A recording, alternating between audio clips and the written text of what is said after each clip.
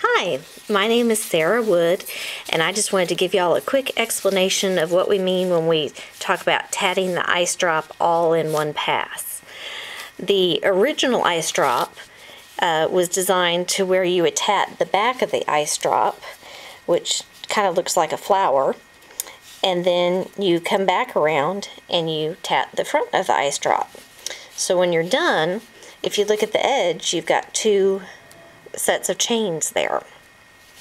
Now, tatting the ice drop all in one pass, you do front and back at the same time. So you work on the back, work on the front, and then you do a chain to get to the next place where you would do a back ring and a front ring and a chain, back ring, front ring, chain, and so on.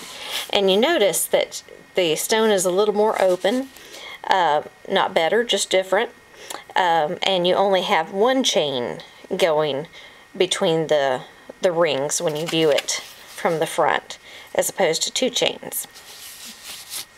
So just to show y'all a little bit of what I mean, I did two different colors, and what you would do is you start with tatting a ring from the back, which would be one of these, and I do 8 picot 8. I cheat. I don't do the 4 4 4 4.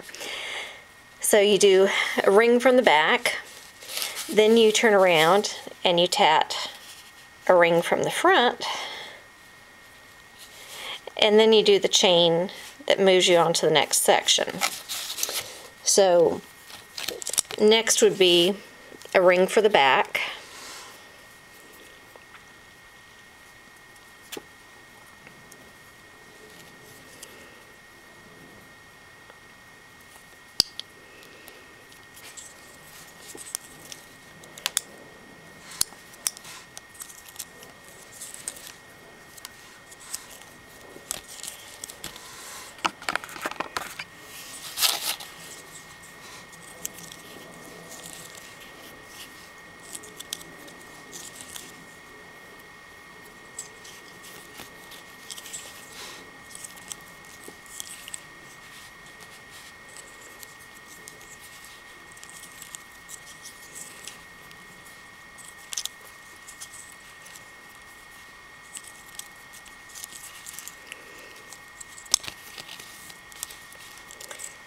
and then I'm going to join into that center picot for the back.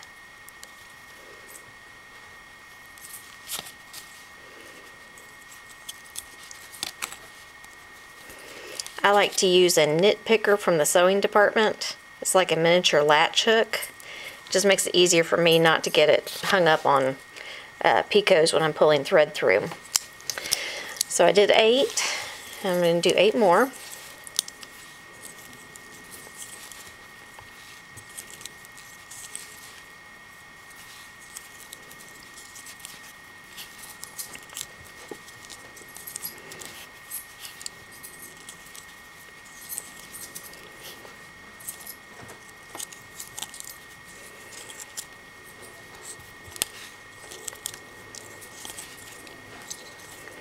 Alright, and then I close it up, and this is what it looks like. And your stone will be going right in there. So now I'm going to do another ring for the front for the stone setting. And this I do 6 picot 6 picot 6.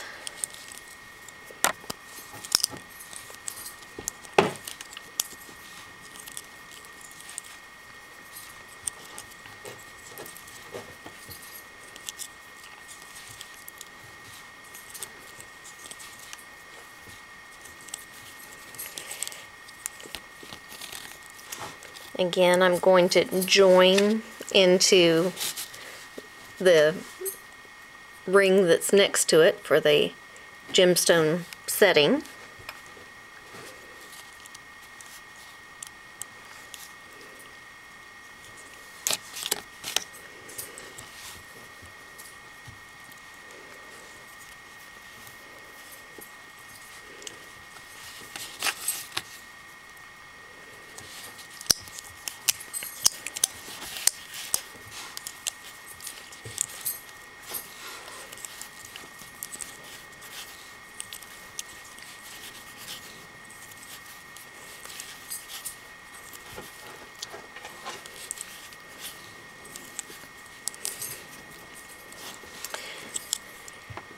Sorry about this taking so long. I don't know how to edit and do fast forward.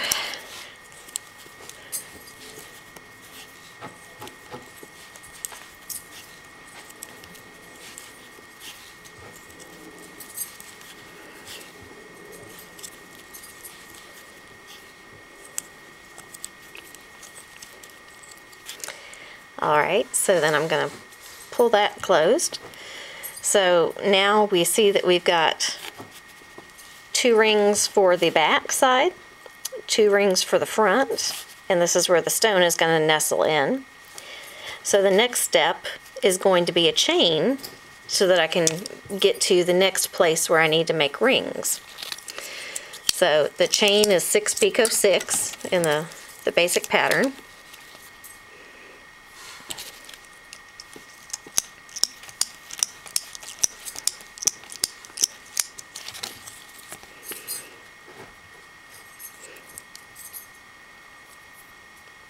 Flip it over so that my chains will be facing up.